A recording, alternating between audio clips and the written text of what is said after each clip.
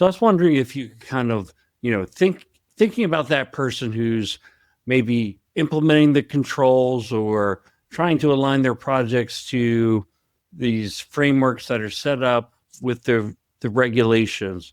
How does somebody think about what the parts and pieces are and how that affects organizations and how they do IT and cyber?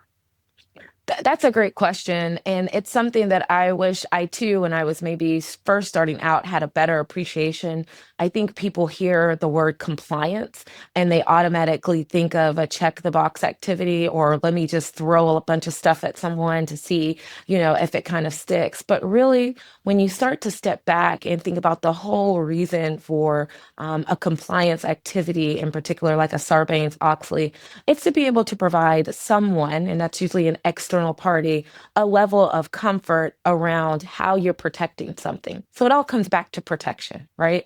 It all comes back to making sure that you have the appropriate kind of security and you have the appropriate rules and kind of processes in place to really say that we are protecting this information or providing information with a good faith effort. You can apply just about any framework you want to validate that protection. So you can do a NIST framework, or you can have a GDPR, or really HIPAA. Most of that is kind of industry specific, determining on which framework, but the whole compliance function, or the IT audit functions that sometimes is referred to, is really just about providing assurance around your tools and your processes. So if you are an IAM professional, and let's say you are managing or you are responsible for that RBAC, or whatever is that piece of audit evidence, it may seem that it is one discrete piece of evidence, but really, and especially in identity and access, it's really a key to how your organization is operating.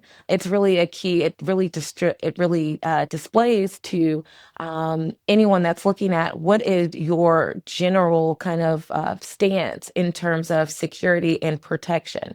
So it's oftentimes we get lost in, especially when you start to hit audit season, it just seems that maybe you're getting hit by multiple external parties. And sometimes it can be kind of hard to decode which audit means for what, right? Because there's all these different external kind of parties asking questions. But just know that the evidence that you provide rolls up into a bigger picture that makes a statement about your environment.